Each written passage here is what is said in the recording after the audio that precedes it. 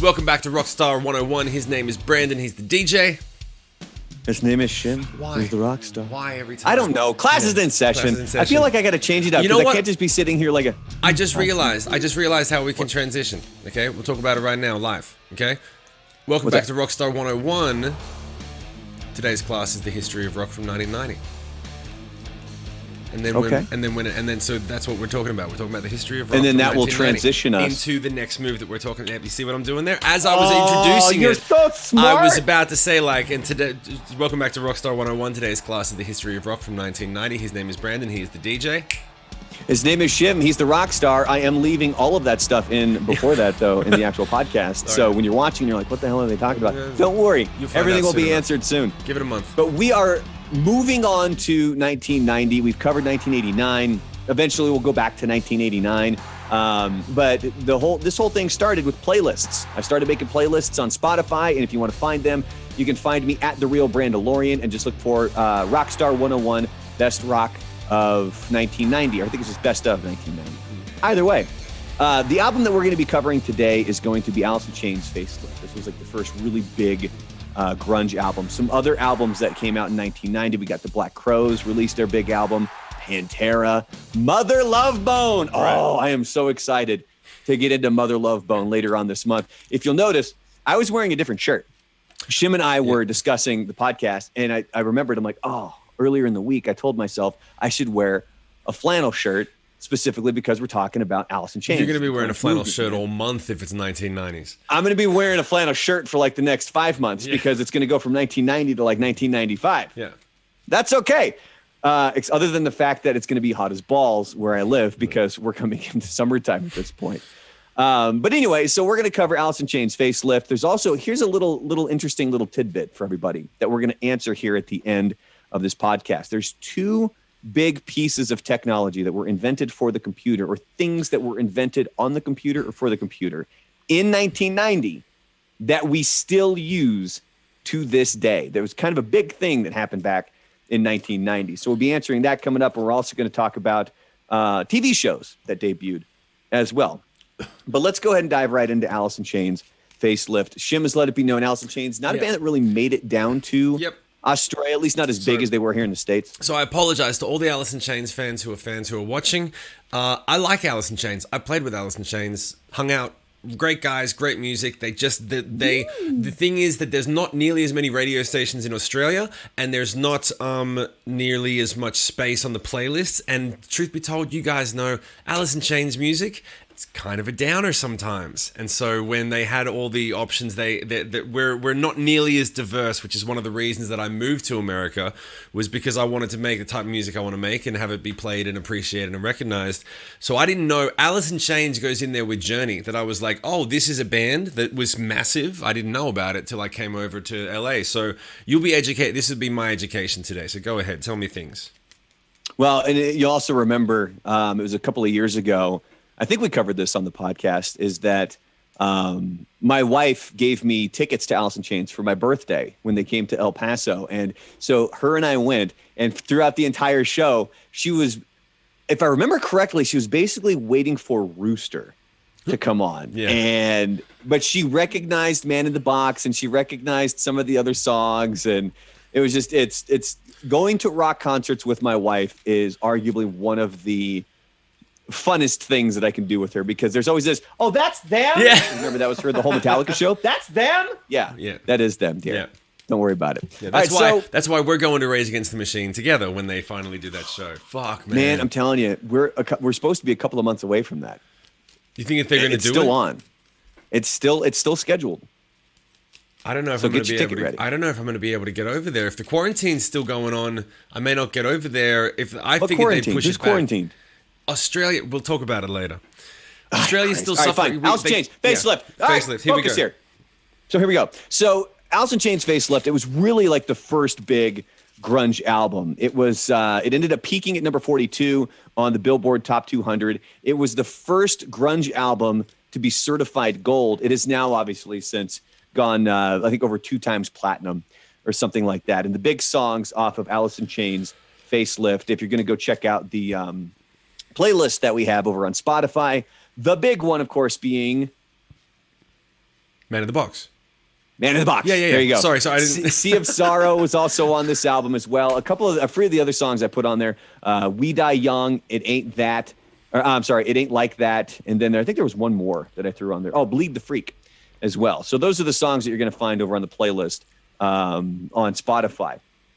But the interesting thing is, it wasn't an immediate success. Because when we look back at the grunge movement, don't you kind of immediately think like, oh, it was kind of overnight success? Like all of a sudden it was like, boom, grunge was everywhere. I remember thinking the first time that I heard about grunge was Silverchair, which is stupid because they were so not the beginning of grunge, but that's Australia. Go back and come to find out that the pinnacle was Nirvana. And then you realize, no, Nirvana's not the pinnacle. There's Pearl Jam and Soundgarden and everything else. But you realize everyone was complaining. When I started to look at interviews, they were like, why is everyone calling us an overnight success? You're treating us like popcorn. You're treating us like fucking candy. And what about all these other cool bands that we've been playing with and touring with for years? And I think that there was an underground. It's the same as anything. It's like there's an underground surgence, and then the volcano explodes, and there's a couple of people that are at the top.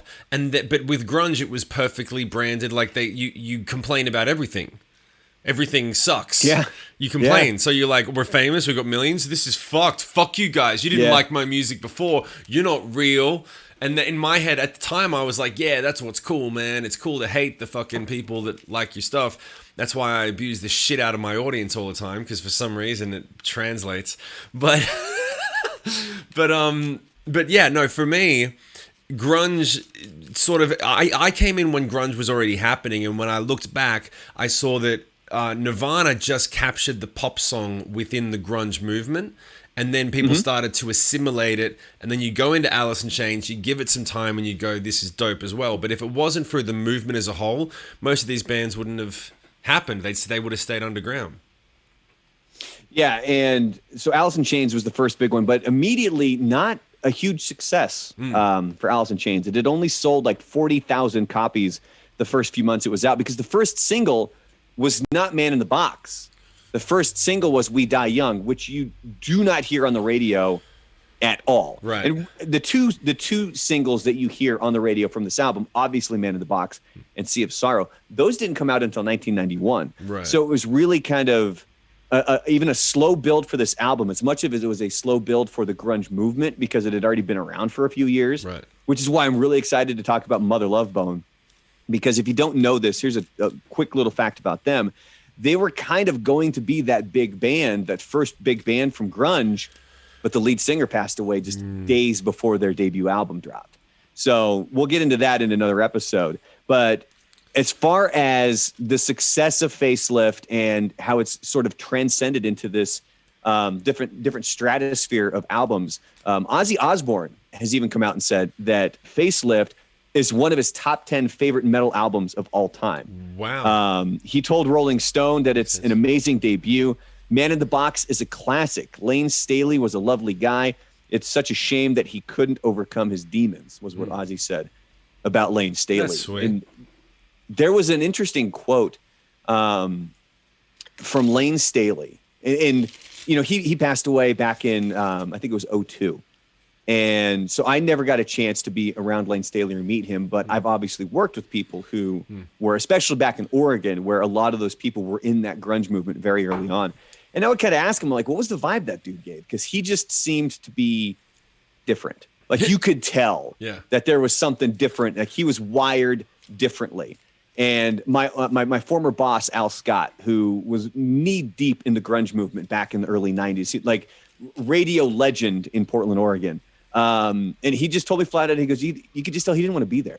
Right. And it wasn't that like, hey, fuck you, I'm bigger than you. And it's just, he was always off in his own world. Yeah.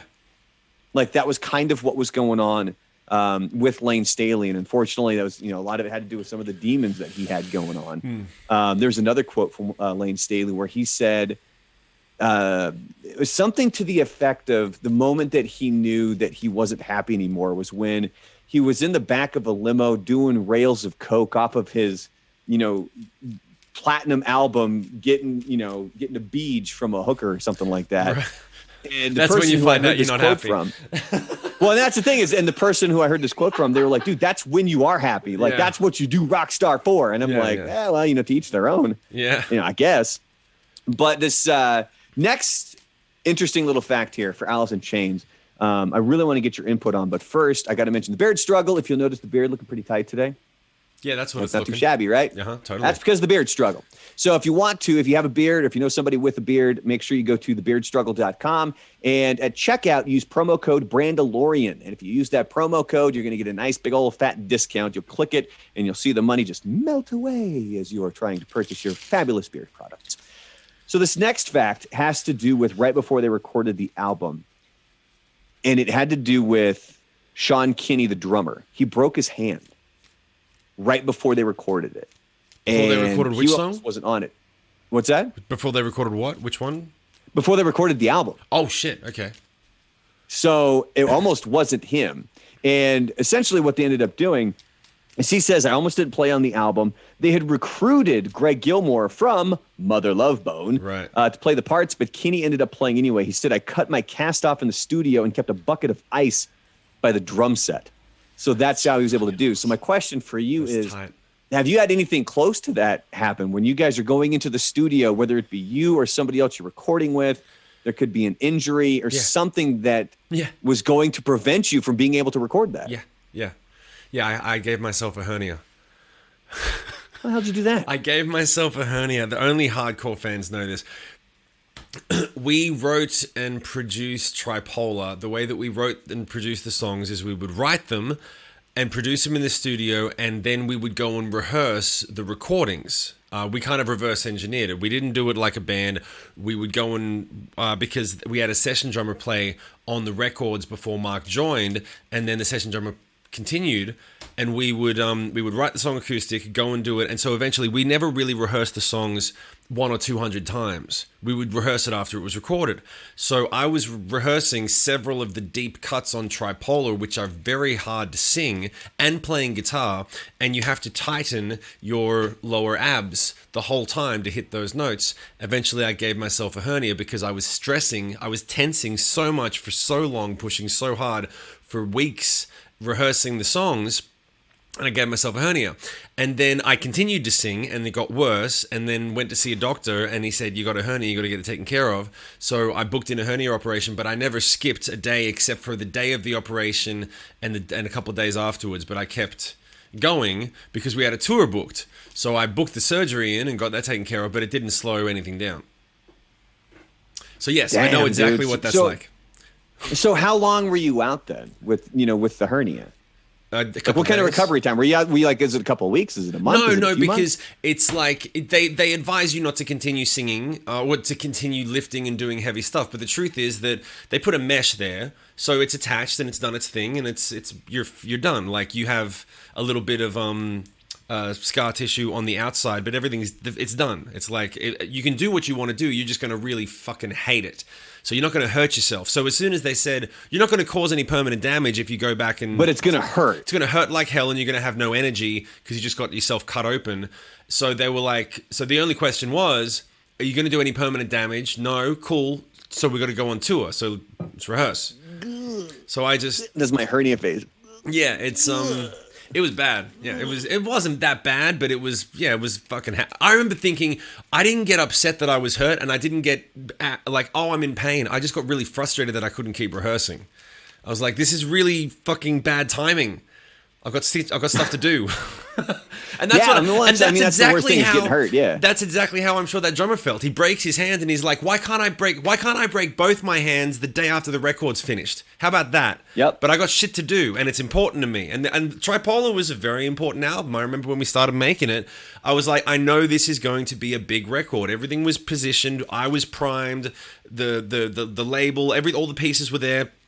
And I was like, I'm going to put everything into the record. There's a whole bunch of crazy stories about how that record was made that I get into at the VIP sessions for the Tripolar listening party that are available now at the merch store and shimmusic.com. And then you can but like that's what you do. You figure it out. You go through it and you go, I believe this is going to be a relevant piece of music. I want to put everything into it. You break your hand and then like, oh, we're going to hire some other guy. Yeah, you break the cast off and get a bucket of ice and you power through it. And it's not until they finally say your hand isn't working anymore, we can't physically record you, you push through. So I totally get it, and that's not a very uncommon story for people that do what we do. Well, and the interesting thing for Alice in Chains too is they had met a concert promoter at one of their concerts, and he was so impressed that he offered to pay for their demo recordings. The day before the band was set to enter the studio, the police shut it down in what has become one of the largest marijuana raids in the state's history. Stop and think about that, because it's now legal in Washington. Like, you can legally go smoke weed in Washington, but they ended up shutting it down. So they eventually recorded the demo later on, which then found its way to Soundgarden's manager. Right. And then they were eventually signed to Columbia Records after that. But Sean Kinney, out there busting his ass with the broken hand. And so, and just really quickly too, so for Alice in Chains, so this is when it was Lane Staley, Jerry Cantrell, Mike Starr, and Sean Kinney. Two of those guys are still in the band. Obviously Lane Staley, because he passed away, no longer in the band. Also Mike Starr, not in the band either. He passed away back in, I forgot what year.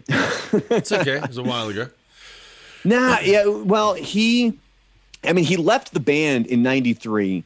And he was always, fighting his own demons and stuff like that when it came to drugs and alcohol. But he ended up passing away in 2011 was when we lost Mike Starr. All right, so next. Before we move on, hold on 1 second. I do want to say one thing. What we should do, and I'd be very interested in everyone's comment in the YouTube channel on this. Because we just talked about real briefly the fact that, Alice in Chains made a demo and then it went to the manager of Soundgarden's manager. Everything. This is the thing one of the things that I find really interesting, and I'd be very interested if you guys, everyone watching right now, comment in this comment section below. If you're watching on YouTube, if you're listening on Spotify, go to the YouTube channel, type in Rockstar 101 and go and comment.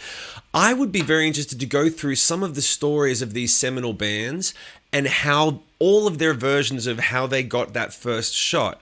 Because everyone's got really interest. I know my story is really interesting, and it goes back to this concept of everything comes from something, and it's always something that you wouldn't expect. You talk about these big achievements and whatnot, and it's always this little fucking random thing, like he pushed his way backstage and then handed a demo tape to Fred Durst, which is how Puddle of Mud fucking happened, and like everyone's got. Remember we talked about that. Everyone's got their story. So if you guys would be interested in talking about that, and more importantly, if you have any little tidbits of bands that are from the 90s that we're talking about, and you guys are like, I remember this story where this thing happened, tell us in the comment section, because I want to hear about that. That's the stuff that really gets me off. So yeah, anyway, keep going with what you were saying. Well, no, because that's stuff that we're eventually going to be getting to as well, because, here for April of 2021, we're covering the year 1990. There's only a few Mondays that we're dropping episodes. So there's going to be other, we're going to eventually be coming back to this as well. And that's the kind of stuff that we want to be talking about. How did the demo get first heard and things like that? Yeah. And then this next one has to do with a band that gave inspiration to Alice in Chains for the voice box used in Man in the Box. Right. It was Bon Jovi. That was Were you gonna guess that? What is that? Living on a Prayer. Living on a Prayer. Yeah. So they ripped it. That's such a trip, because I've always thought, like, whenever I hear that, it's a weird thing. I didn't put it together until you just said it. But whenever I hear Man in the Box, there's only a handful of songs in the world that use the voice box in pop rock songs.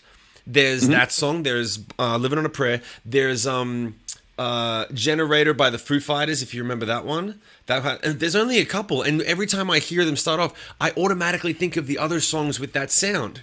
And so it is very reminiscent, but you're telling me they consciously were like, we love Living on a Prayer, we want that sound? Or did they just love the sound? Well, they had heard it, and their producer encouraged the use of the device, telling them, like, this is what's going to make this song a hit.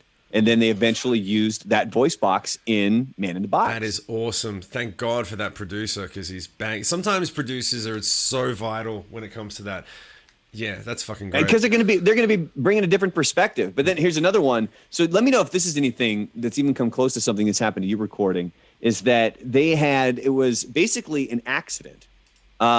There's one song, and I got to make sure that it's in the playlist on Spotify, and I believe it is. Yes, the song is called "It Ain't Like That." Mm-hmm. So listen to the beginning of it. There's a cool kind of sounding twang that was done completely by accident. It says here, Jerry Cantrell admitted that it wasn't intended. Here's what he said. That's based around a bend that was actually a joke. I remember at rehearsal, I got pissed off about something and I made some noise. I was dicking around and all the guys looked at me like, that was cool. Do that again. So it was just a complete, like he was pissed off. He just makes this random noise and then boom, it ends up becoming kind of the intro to that song. You're kidding. I'm not. That's the dopest thing I've ever heard. I love it when those type of accidents happen, man.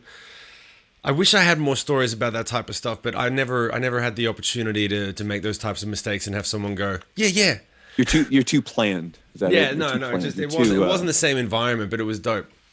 That's dope. You're too on point there. All right, we're going to get to a couple more facts here really quick. If you're here on YouTube, make sure you're clicking like and subscribe down below. Just give us the clicks. It really helps us out a lot. If you're listening to this on Spotify, Apple, Google, or whatever, head on over to YouTube, type in Shim's name, and look for the Rockstar 101 podcast right there. You can actually see us. You can see our pretty faces. Smile for the camera, Shim. Jeez. Oh, for crying out loud. What? I don't know. All right, so the next when it came to, and this isn't necessarily something we need to do a deep dive in with you right now, because there's going to be times where we really get into things like tripolar and stuff like that. But for Alice in Chains, I've heard a couple of different stories about how they came up with the name Facelift for this album. One of which says it came because of the photo shoot. So do you remember the cover of the album? It's kind of got that distorted looking face on it. Yeah. So essentially what they were doing is they had booked a photo shoot, and the record label gave them like no money to do this photo shoot. But the photographer loved the idea so much, he kind of really stretched the money out. It was supposed to take 1 day. They took 3 days. And what they were doing is, I believe they were coming out of water, and there was like a piece of plastic that would cover their face. And that was what the picture was of. Right. And he was doing different things with his camera to make it look different. And I believe it's actually Mike Starr's face that's on the cover there. Right. So I've heard that was how they came up with the name Facelift. Oh, really? But I've also heard that the album, or the album became that because they already had the name Facelift. And the way that they came up with the name Facelift was they recorded a full album and they were like, ugh, we got to scratch this. And they would kind of almost completely do it a new one. And they did that like 3 or 4 times. And as they explained it each time, it was like the band was getting a facelift because it was a different album every single time, or they were improving on the songs that they already had. Yeah. So that was where the term facelift came from, which then led to the album cover. Yeah. Unfortunately, everything that I've seen kind of, has both of those stories being. Also, you don't know which one's real. Yeah, exactly. Oh, and that's shit. So I'm not 100% positive. I'm going to go with the fact that they already, because I heard the actual clip of them saying, we re-recorded multiple times, so it was like we were getting a facelift as a band, which then led to the photo shoot. I think there were some people out there that just saw the album or heard the story behind the album cover, and then they associated, oh, well, that's how they came up with Facelift. But I've heard the actual clips, and this is where I really wish we could play clips of stuff, man. Because that would come in super handy, where we could we got to look into that and figure out if there's a way to be able to. But we'd have to pay for a license. We'd have to go through that whole licensing concept. Yeah, but maybe we can. Maybe we can get to that point later on. But that is a perfect transition to thanking our supporters right now. Yes. Because if you can, go to anchor.fm/rockstar101 and become a supporter of the podcast. It helps us out. And there you go. We'd be able to put it towards possibly paying licensing fees to pay for things for the podcast. I mean, who knows? I mean, we don't know. But big thank you to our supporters really quickly. Also for the socials, if you want to go check out Shim live on Twitch, it's Hollywood Rebellion. If you want to check out me on Twitch, it is The Real Brandalorian. Same thing for Reddit and Instagram for me. That's where you find me, is at The Real Brandalorian. For Shim, it's Hollywood Rebellion on Twitch. You can find him as Shim on Facebook or Shim Moreover on Twitter. So we're around. We're available. You can always send us a message, link something to us and figure all that stuff out. And in the meantime, go ahead and hit that follow button and hit the smash the like button. Do that for us. If you're watching right now and you came this far, please hit those buttons. It helps more than you realize with the YouTube algorithm. Thank you very much. Final little factoid here for Alice in Chains Facelift. So this was released in 1990, and Man in the Box wasn't released until 1991. That was when that single was dropped. So the album was released August 21st, 1990. Man in the Box wasn't released until a few months later, January 1991. It eventually was nominated for the Best Hard Rock Performance in 1992. It did not win. No. Shockingly. No, they ended up losing that year to Van Halen's Unlawful Carnal Knowledge. Is actually what they lost. It's a pretty sweet it's a sweet loss to lose to Van Halen. That's fair enough. Yeah, it's not bad. It's not like Metallica losing to Jethro Tull. I was gonna. I didn't want to say it. I didn't want to say it, but that's like. I'm gonna bring it up every time. Yep. I'm bringing it up every time. But anyway, so if there's anything that we missed from Alice in Chains Facelift, if there's any other factoids that you know and you hear on YouTube, comment below. Let us know. The whole point is kind of sparking a conversation here about these albums. Now we're going to switch gears a little bit because I want to ask Shim, one of the advantages that we have is with Shim growing up in Australia, it's almost like he grew up on a different planet because he grew up on the opposite side of the planet. Yeah. So here were a couple of the big shows that debuted, and one that was actually a joke that ended up just being horrific. But Fresh Prince of Bel-Air, did that make it down to Australia? Oh, yeah, that made it, yeah. At the time it was live, or did it end up being, was it a syndicated thing? Probably syndicated. I'm not sure.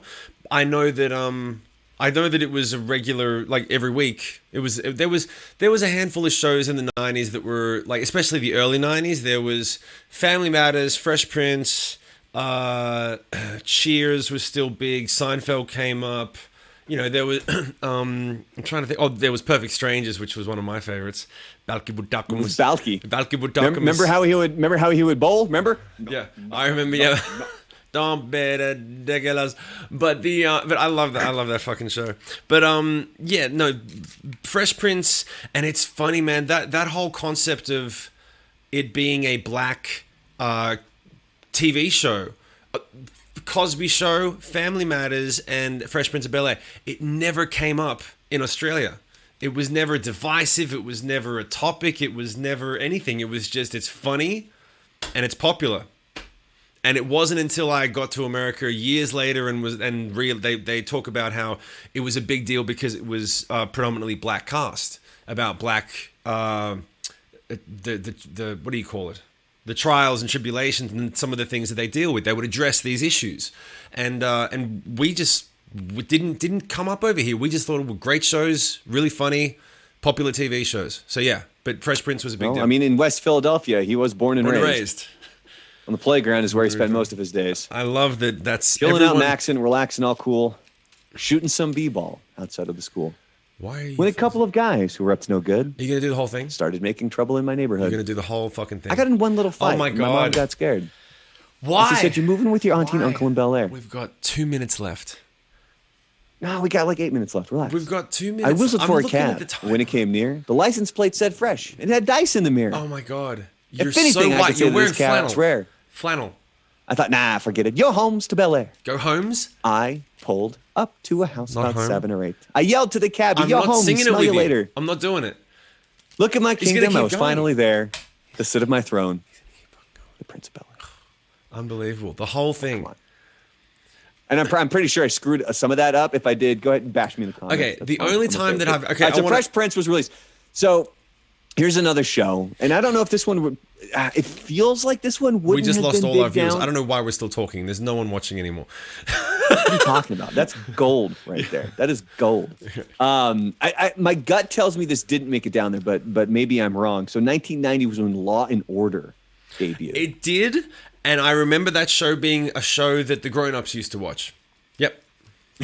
No, seriously. Like, no, I remember that stuff. I remember that was, like when you're a kid, there's always the shows that, that your parents watch. Yeah, and that was the old people show. There right? was there was the news, there was Law and Order, Later on, it was the Gary Shandling show when that was revolutionary, which definitely we didn't understand. I used to watch shows and movies that were definitely above my, like, well, they weren't above my intelligence level, but they were above my reference points. Like, I didn't understand a lot of the references, but they would explain them to me, and I was very unpopular in school from pretty much my entire school life. Because I understood and thought that these references, like, I always wondered why kids at school didn't talk and converse the way that adults did, because I spent a lot of time around adults when I was younger, and they would treat me like an adult, and if I had a question, they would explain it to me as if it was like, you know, like you're having a dinner party with your family or whatever, and some guy comes in and he's like, I'm sorry, how does you work in radio, and how does it work when you're just starting out? And you can just explain it to him like he's a guy. They would explain things to me the same way you'd explain basic stuff to an adult, instead of saying, you don't need to know that yet, don't worry about it. They would explain it. And so I had this larger understanding. So, but the only time that they would shy away was things like Law and Order, when they would say these are themes of, like, the motive to murder someone is like, you're only 7. You don't need that yet. We don't need to explain that just yet.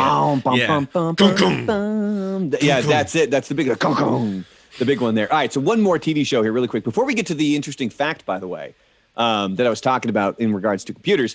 And I just noticed that this television show technically did make it to Australia because it's on the Wikipedia page. But I would not be surprised at all if you had never seen it. Cop Rock.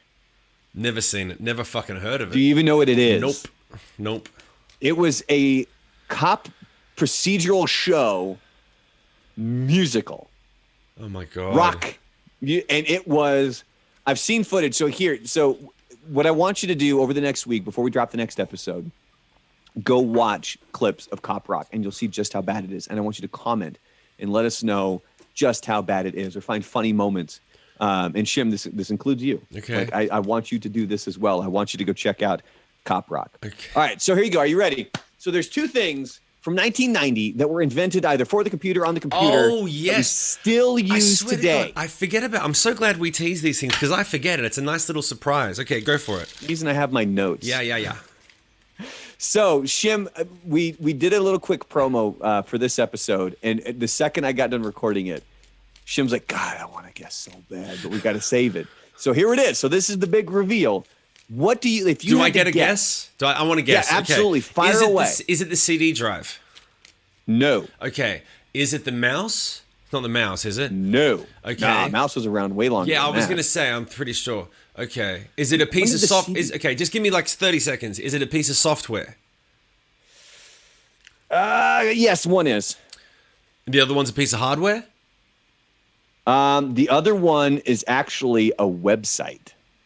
Oh, was the website AOL.com? No. Was it Pornhub? No, remember people use this daily.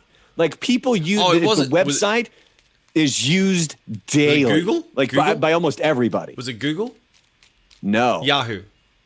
No, it's not a search engine. Okay. I mean, you can search. People are generally going there to find out information about something. Are you ready for this? Not Wikipedia. It's not Wikipedia. Fuck, dude. All right, bring it. Go. IMDb. The Internet Movie Database. You know, the one that everybody goes to. You're watching a show, and you're sitting there, and you're like, oh, my God, who is that? Is that this person? That was around. You immediately go to IMDb. Before... 1990. Was that before the other sites that I said? Before Google? Before Yahoo? Before... Oh, Christ, I don't know. But that's fucking What were the ones crazy. that you said? I said Google and Yahoo because I just assumed... I know Yahoo's been around forever. I know that Yahoo was around the time of Google, and Yahoo was my favorite fucking quote is... Yahoo was founded in 1994. Damn. So they still didn't know that, like... So Internet Explorer was the first... Okay, sorry, we're going to go down the rabbit hole. No, Internet Explorer was not the first... what was the first search Remember the search engine? engines were like web crawler and stuff like that? There was these bizarre little things, but my fun fact, the gag was that the daughter of the CEO of Yahoo and creator of Yahoo, she couldn't get into a club one day, and she was like, "Don't you know who I am? Google me, bitch." Jesus. Oh my God, okay. Crap. Okay, so we got to get to this stuff real quick. So IMDb was one of them. That brings up a really interesting story because there was a radio station There was a sister station of ours when I was working in Florida, and Bing. First of all, who the fuck uses Bing? Yeah. But this is when they first came out with it, and they were heavily advertising it, and they were having the DJs promote it on the air. Yeah. And what you're supposed to do is you're supposed to look something up, and then you're supposed to kind of talk about it, how you found this information on Bing.com. Right. And there was one of the DJs on one of the sister stations who would default to, well, yeah, I Googled it. Because not even thinking that Google's the competition. Yeah, because yeah. you know how they always talk about, like, Kleenex is the brand of tissue. What you're getting is a tissue. Yeah. Kleenex is the brand. Yeah. It was always, and they were sending these air checks in, and they're like, go to Bing.com and Google this.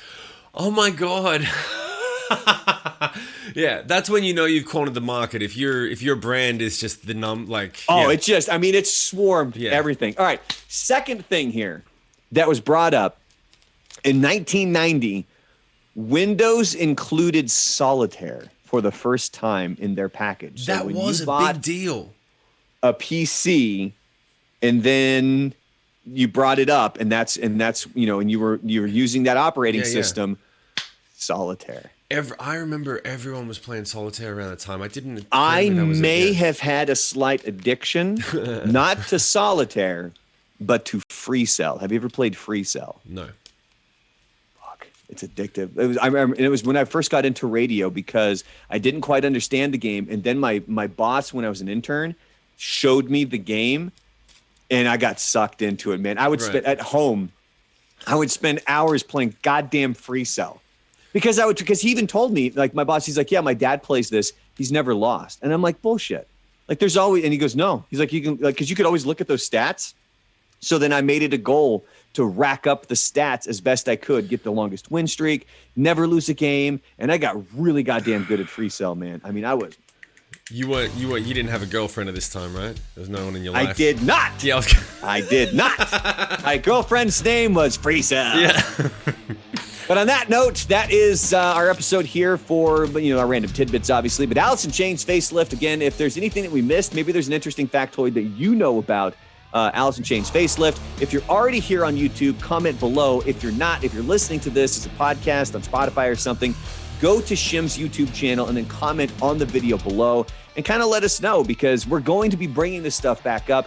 Here, coming up in the rest of the month of April, we're going to be talking about the Black Crowes, their album that came out in 1990, Pantera, and Mother Love Bone, which I think we're going to wait on Mother Love Bone because I don't want to go grunge so quickly. It's a lot. And it's really hot in here with this plant. I'm not going to lie. So we're going to figure something else out there. Okay. All right. But is that everything? Do you have anything else? Nope, that's it. If you watched this far, thank you for smashing the like button and the subscribe button. Comment down below. And if you made it through my rendition of Fresh Prince of Bel-Air's theme song, that's why I'm not really worried, because I don't think anyone is here anymore. But in the meantime, we'll see you next week for the next installment of the Rockstar 101 class on the history of rock, 1990. 1990! Until then, have a very safe and wonderful week. His name is Brandon. He's the DJ. His name is Shim. He's the Rockstar. Class dismissed. Boom.